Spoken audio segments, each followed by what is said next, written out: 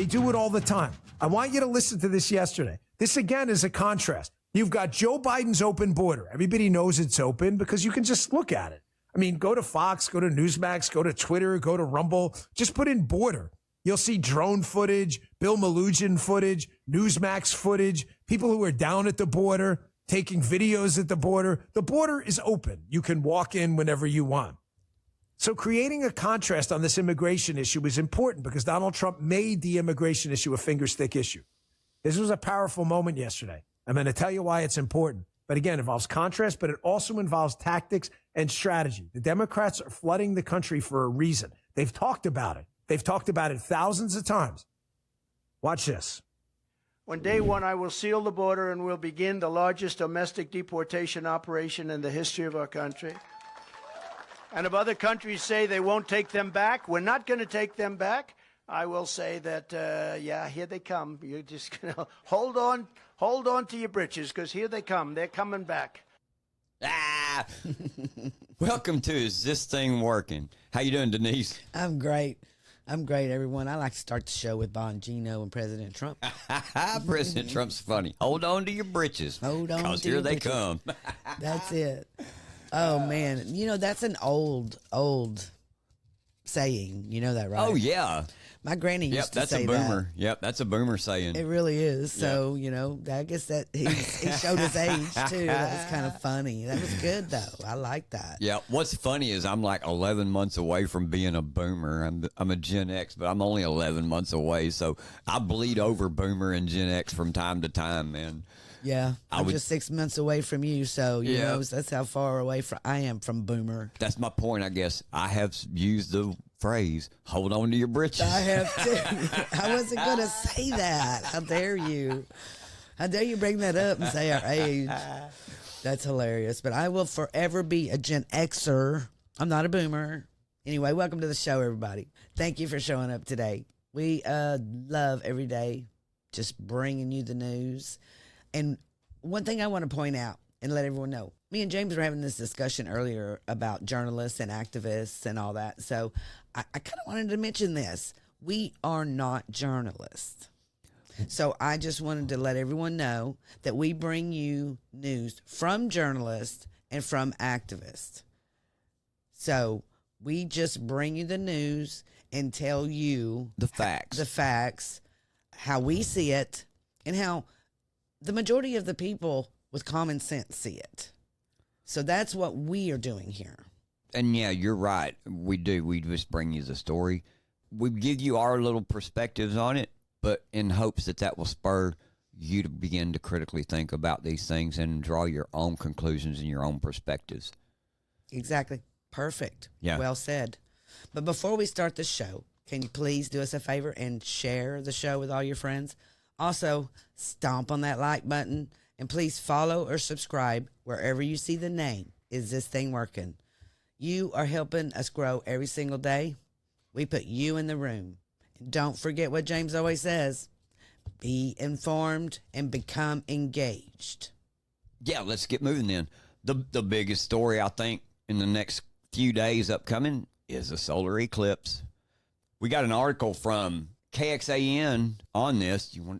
As most people have heard, here in Texas, the eclipse is going to go right through the center of Texas. Much of central Texas, including Travis County, is expected to have some of the best views of the celestial event, which occurs April 8th. The eclipse will be the last of its kind in the area for the next 20 years. The path of totality will pass over a 122-mile wide stretch from Eagle Pass to Texarkana, covering nearly 13 million Texans. I think this is really cool. Everyone's excited about it. There's supposed to be a whole lot of people come all over to see this eclipse, you know. Yep. But a lot of places have done this disaster declaration. Well, sure, because as we've talked about the problem with the open border and the fact that a lot of people flood our area, they use up the resources, they strain our infrastructure on the highways, they're going to clog up traffic. You know, they're going to clog up restaurants. They're going to, you know, it's All hotels are going to be full. the hotels. Yeah. And they're planning like event stages along the way, you know, from Eagle Pass all the way up. So, you know, a lot of people, if they start at one end, could probably drive from one end to the other and follow the eclipse if that was a plan. Ooh, that would be kind of cool. Well, it could be, yeah. And so that's the thing with that. So not only has Travis County declared it, these are the other counties that have declared it. Several other Texas counties have issued emergency declarations, including Bell, Kerr, Travis, who we mentioned, Kerrville, which is located in Kerr County, which is Kerrville is probably northwest of San Antonio a little bit. Yeah. Northwest of San Antonio, west of Austin, around in that area. So you, like I said, repeat that. You got Bell, you got Kerr, where's Kerrville's at. You got Travis County. And also, it was either yesterday morning or this morning, Van Zant County also declared an emergency declaration. Also, Allen has sent a letter to Governor Greg Abbott requesting a state disaster declaration to make additional resources available if needed. So there are several along the way. What I thought was interesting is right here. It says Kirk County was selected by NASA as one of 3 U.S. cities to live stream the eclipse. Tens of thousands of people are expected to visit Hillsboro, a city that has dubbed itself Eclipseboro ahead of the event. Yeah. So this is a big deal. It is. Look at all the hype, man. This is almost like it was during Y2K, isn't it? It really is. It's a once-in-a-lifetime event, they say. I guess we're going to all stand outside and watch it get a little dark for 4 minutes or so, and then it get bright again. And there you go. And we all get all this we- money. Could you imagine the amount of money being made on this right now? yep. And he just hoped that when it's through, we're not a big smoldering pile We of should have been ash. selling Eclipse. We should have been selling Eclipse T-shirts or something. Oh, you know they are. You know they are. Yep. But it's a once-in-a-lifetime event. The moon will pass between the sun and earth and plunging some cities in total darkness for a few minutes. So there's that. That's exciting. We still haven't figured out what we're going to do for the eclipse. We thought about going and live streaming it ourselves, so stay tuned. Yeah, who knows? That might be in the plans. Might be in the plans. We've been talking about it. I think it will be fun. Yeah, and this is an eclipse that's only happening in this type of way, for the next 20 years? Yes. Well, they said once in a lifetime Let me tell you something. in this area. Once in a lifetime? Yeah. You know what I hope is only once in a lifetime? A Joe Biden presidency term. God, my man, I hope, gosh. please, I hope this I was guy having doesn't. such a good time I hope talking this guy about doesn't this. have to serve another term. And now we got to talk about this crazy old man who can't even walk across the stage because he does stupid stuff. And honestly, I don't think he does it. His shadow government does. He's done stupid stuff for 50 years. You know, his entire career has been nothing but stupid. Yes. But anyway, going off on that, Simon Atiba broke this story a little while ago. He says, breaking in Washington. Simon Atiba is a White House correspondent. Yes. I follow him on Twitter. He doesn't. I tell you what, as far as journalists, you want just the facts and very little opinion or agenda thrown into it. Simon Atiba's one to read. Yeah, he if is. you want your facts where you can look at it, draw your own conclusion, he's good. Yep.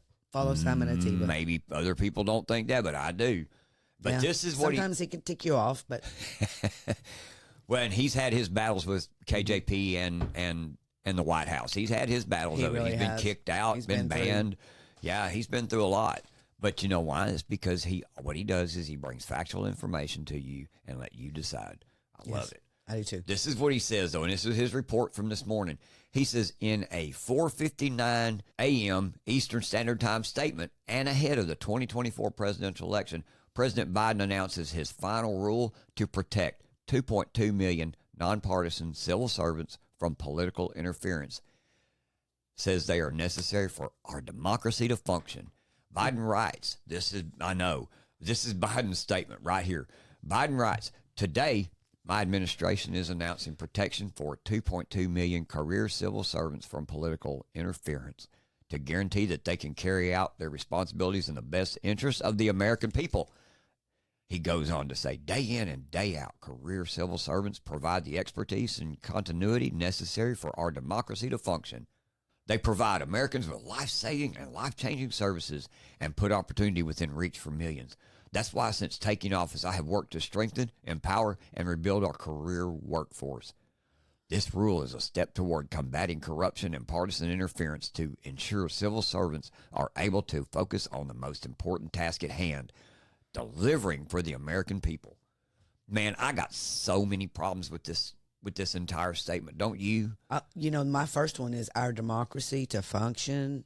That right there tells me that it's all Democrats. Everything that they did by hiring people that they want to watch. Everybody. I mean, I'm blown away by this. Okay, and yeah, here's the thing. There's so much absurdness in this post. There's so much irony in this post. There's so much hypocrisy in this post. In his statement, and I mean, not in the post, but in his statement. Let's debunk it, man. Protections for who? 2.2 million civil servants. What kind of protections? I wonder. Yeah, dude. Do you remember? It's kind of scary when he says protections. Yeah. Do you remember back in 2021, Joe Biden, you mandated vaccines for federal employees. You fired the people that refused to do that. You mandated the vaccine for military members, and you kicked them out if they refused it. You had Houston Methodist Hospital down there firing their workers, their nurses, their doctors, those that took up, and took a stand on this. Not only that, then you turned around and defended your administration, defended itself in court against these people that you took their job away. How are you protecting anybody? Man. I know. It says, I have this AP article, and I was kind of going through it and just seeing, what kind of like gaslighting I could get out of it. But it says the potential effects of the change are wide-reaching, since how many federal employees might have been affected by Schedule F is unclear. Now, if you recall, Schedule F was what President Trump was going to bring, is going to bring back to get rid of the waste. There's a lot of government jobs that don't need to be there. Right. And so he is going to get rid of the waste, and they don't like that because they like big government. Do you know? They like Democrat government. I hear government waste, and I hear those. To me, that's the people that are actually running the deep state. Yes. Those people that don't really have a job position, so they have to have something to do. So they answer to somebody. Yeah. Well, the National Treasury Employee Union used Freedom of Information requests to obtain documents suggesting that workers like office managers and specialists in human resources and cybersecurity might have been among those subject to reclassification. Think about that. Why wouldn't they be? Yep. How is the agenda going to be pushed? Through the influence of the office managers and the office supervisors, through the influence of the HR people pushing these agendas. And of course, CISA, their cybersecurity stuff. And the cybersecurity stuff. That's exactly correct. Yes. They got to keep their hands on that pulse right there. Yep. All the time.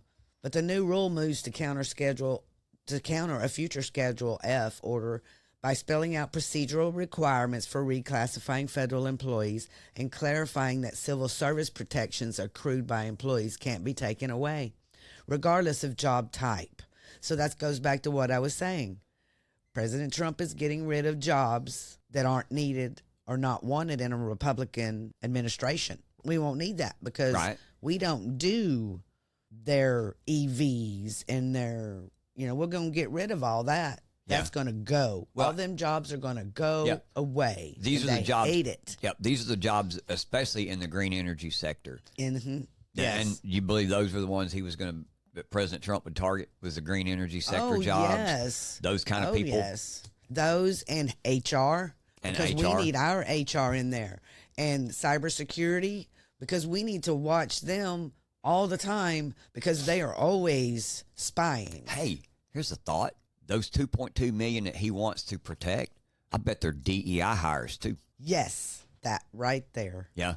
That's exactly who they're protecting. Okay. And reading his statement here, we've brought out our democracy, which is their agenda. We've brought out these other things. What do you think though the buried lead is in all of this statement right here that I seen that pointed out to me the most was the gaslighting and the hypocrisy.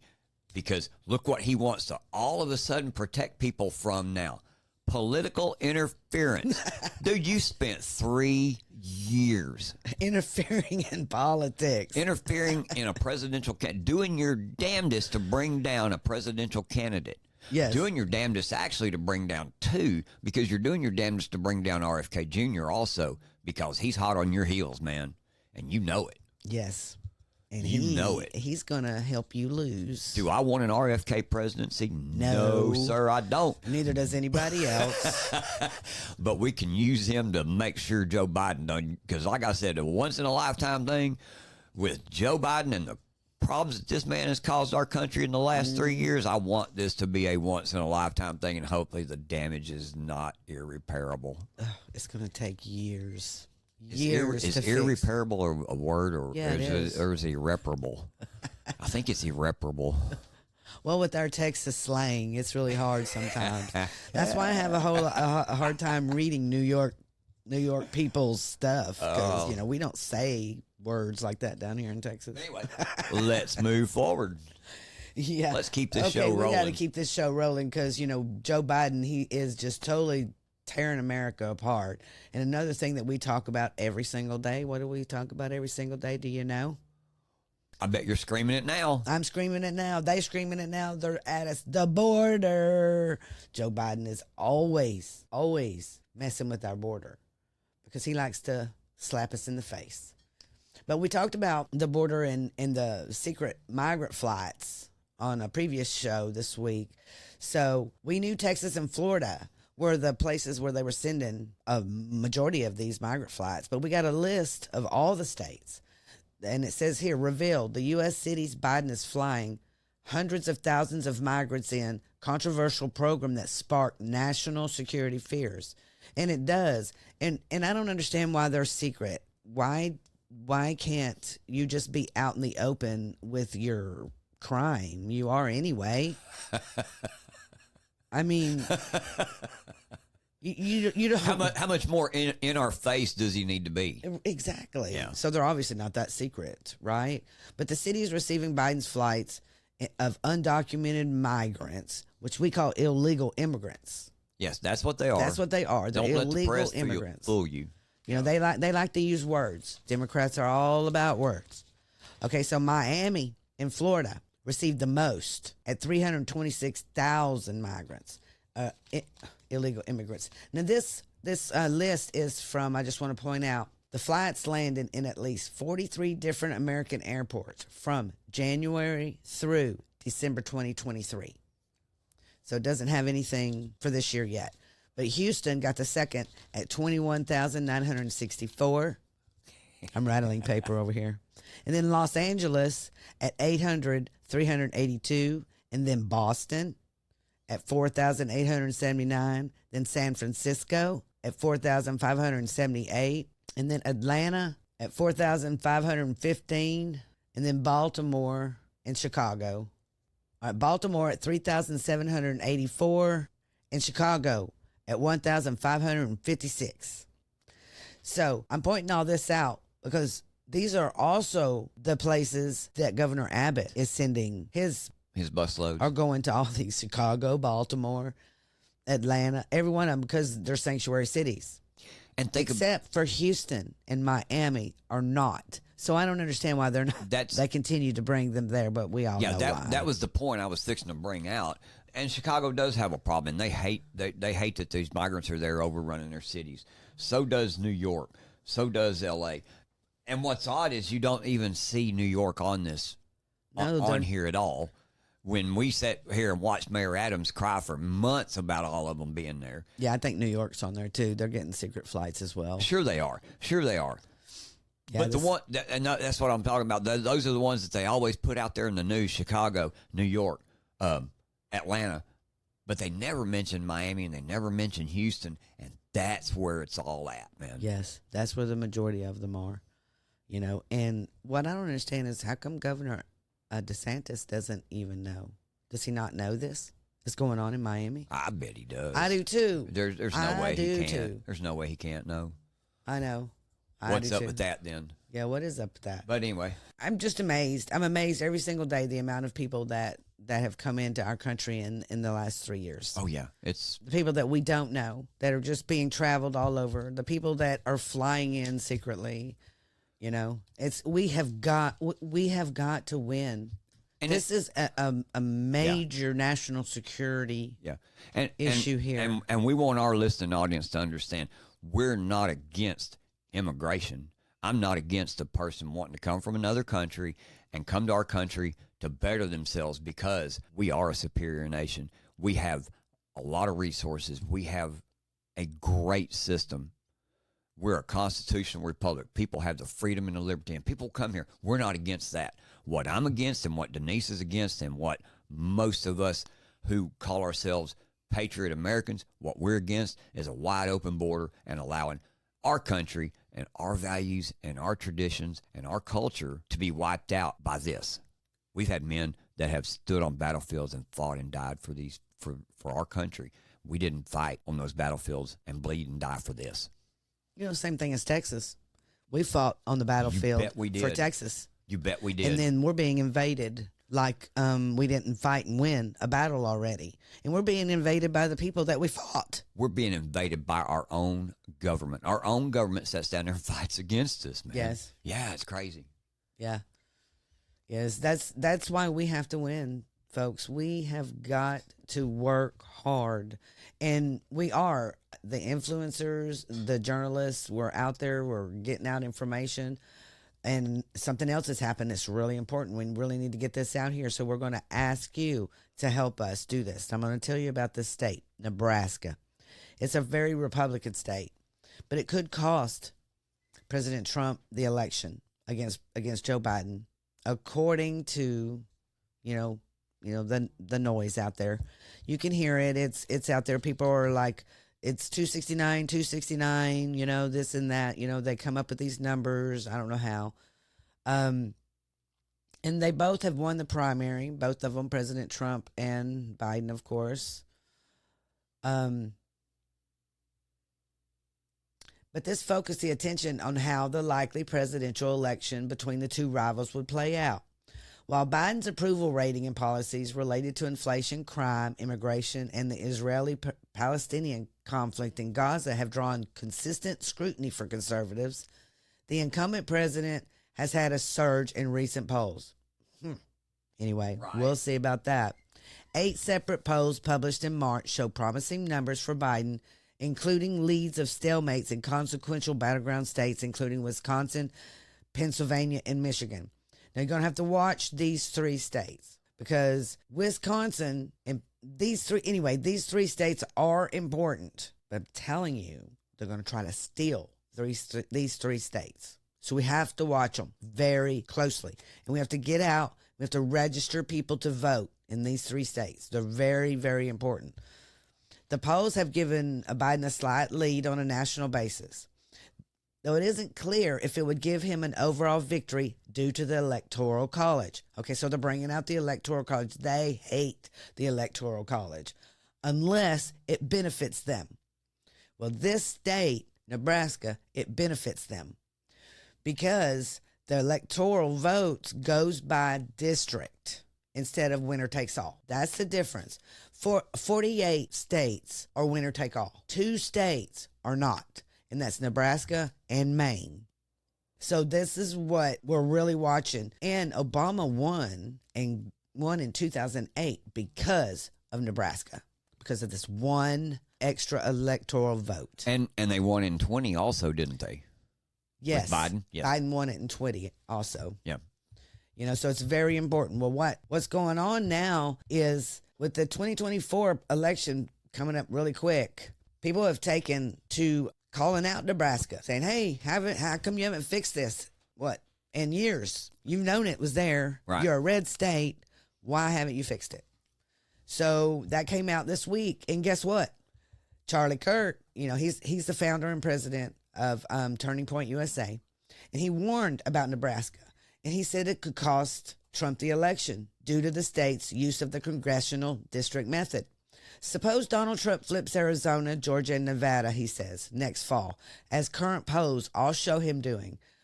Would we win the presidency? He said, not quite. In fact, if Trump flips those 3 states and no others, he loses by exactly 1 electoral vote. Why? Nebraska. Despite being one of the most Republican states, Nebraska awards its electoral votes by congressional district instead of winner take all. Thanks to this system, Obama's electoral vote leans blue. Obama won in 2008 and Biden won it in 2020. He's likely to win it again this year, Kirk added. Like I just said, it just goes on to say what I explained in Maine and Nebraska. So this is very important. So we're going to be watching this, but there is a bill that has come out, and we need 2 people, 2 more votes. And the governor of Nebraska has come out and said he would sign it if it came to his desk. And it has been out since 2012. Now, this bill has been there since 2012, and they have done nothing about it. They haven't brought it up, but it's there. So we're asking their legislature to please bring it to the table. Let's get it voted on. And we're going to post phone numbers. There's 2 representatives in Nebraska that you need to contact, and I will post the phone numbers on our site so that you can call. Nebraskans, please call your representatives, and let's get this bill signed so that Nebraska can become part of the rest of the country and have a winner-take-all for their electoral. Let's do it. Let's do it. Is this thing working? Rise up. Well, hey, everybody, that's it for today. Thanks for listening, and I hope you've enjoyed the show. Hope you've learned some things about what's going on around us in the nation and in your communities. You know, we couldn't do this without your continued support either. We appreciate all of you showing up, taking the time to listen to us today. So please, like I say, make sure to hit the like button, share our show with all your friends. We'll see you next time on Is This Thing Working? And as always, I'm James, and that's my lovely co-host over there, Denise. and we'll see you next time. We're out.